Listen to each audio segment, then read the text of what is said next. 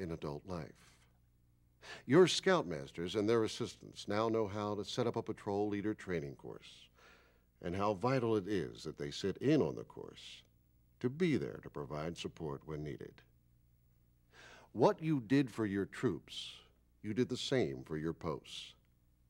Your Explorer advisors will be setting up elected officers' seminars, and you will be attending them for support.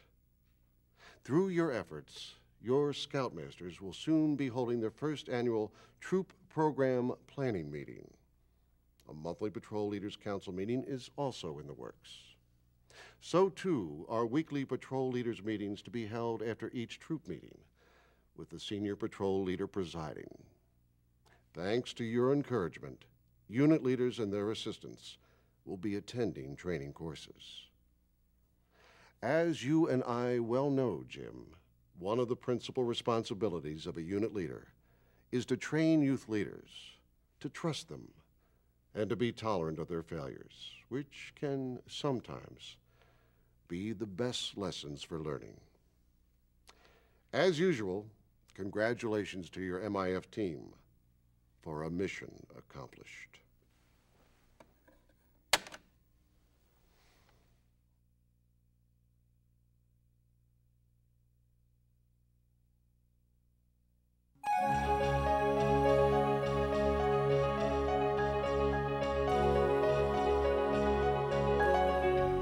How do you see the problem? Well, for the most part, the adults in our troop don't communicate.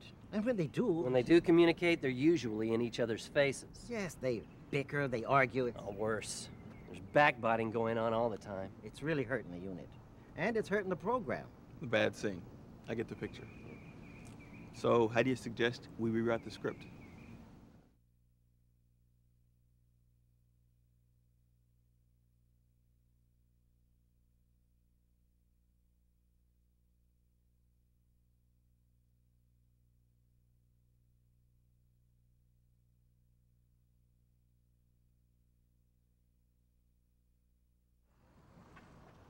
First thing, stay neutral. Don't let yourself get sucked in and become part of the conflict. That said, do whatever you can to increase the amount of communication between unit adults, and at the same time, facilitate good communications. By that I mean, teach the adults how to listen to each other and how to understand each side's point of view. Look for good points in each side's argument and point out those good points to everyone. And when a commissioner has gained the respect, the friendship, and the trust of unit adults, you'll have a lot less difficulty getting them to work together amicably, like adults should. By the way, that'll set a much better example for the boys.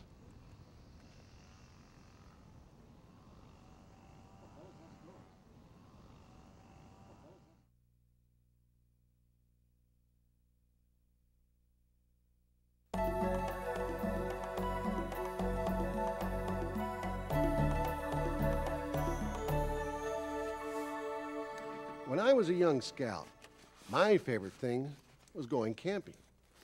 I lived for the day when I could do what I'm doing now, getting ready to go on an outing in the woods or the mountains. So, as district commissioner, when I find a troop that has no plans, not for a long-term resident camp or a short-term camp, when they have no plans of any kind for camping, it makes me sad, because I know what the youth are missing. Right now, I have a problem with a troop that hasn't gone camping in more than 6 months. If you were me, how would you handle the situation?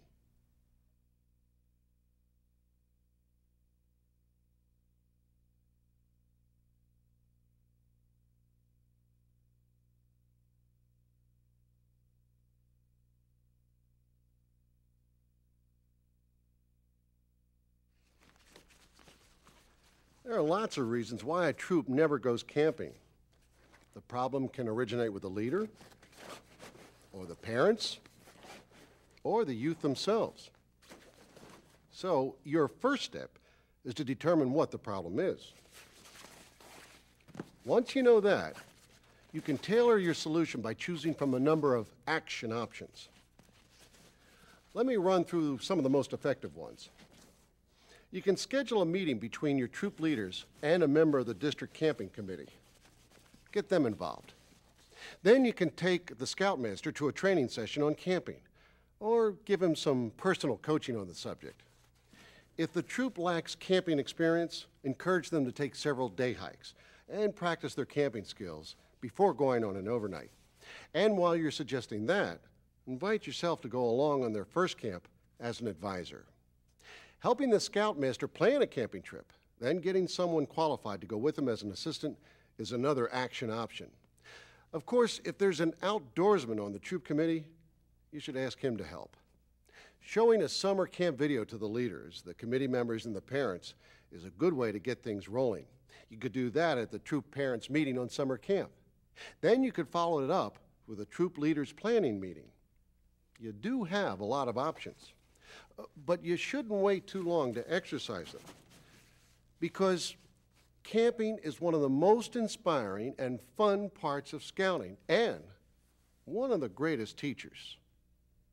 Please, don't let your boys miss out on all the wonderful opportunities that camping has to offer.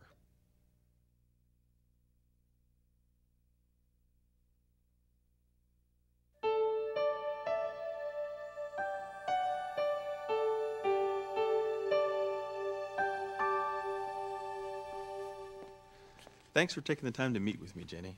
I know you're busy, but this is important. Oh, it's no problem, Jim. My assistant cub master has everything under control. So what's up? Well, I just finished the annual review of the records of all my units, and I noticed where your pack had only 3 Cub Scouts that advanced a rank in the entire year. I'm sure there's a good explanation for it. There is. The way I see it, advancement is not a right, but a privilege that has to be earned. If it comes too easy, it's not appreciated or valued. When one of my cubs advances, you'd better believe he is something special.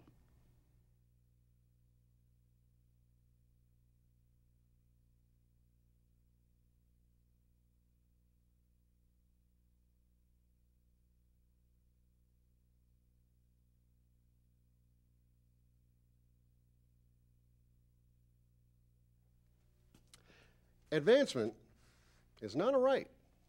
It's a privilege that must be earned. But this is the Boy Scouts of America, not the U.S. Marines, and we're training our youth for adulthood, not combat. So, let's temper our methods and follow procedures that will encourage our Boy Scouts and Cub Scouts to learn and grow. You can start by scheduling a roundtable on advancement. Be sure that the unit leaders attend. As part of the discussion, make it clear that advancement is more than a reward for earning badges.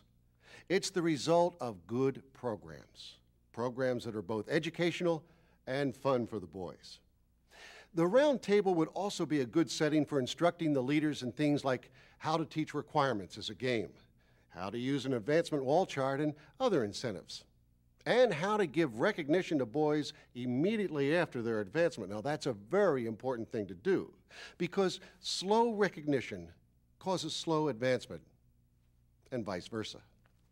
You can really move the process forward by encouraging the pack or troop to appoint an advancement person. Now, when they do, point out to that person how Cub Scout and Boy Scout advancement is a great way to involve new parents in the program. After that, stand back and watch what happens. Now, I don't want to be a Pollyanna about this, so I'll admit that sometimes you can hit a brick wall on advancement in a unit. When that happens, don't hesitate to call a district advancement committee person to counsel with the unit. That's what they're there for.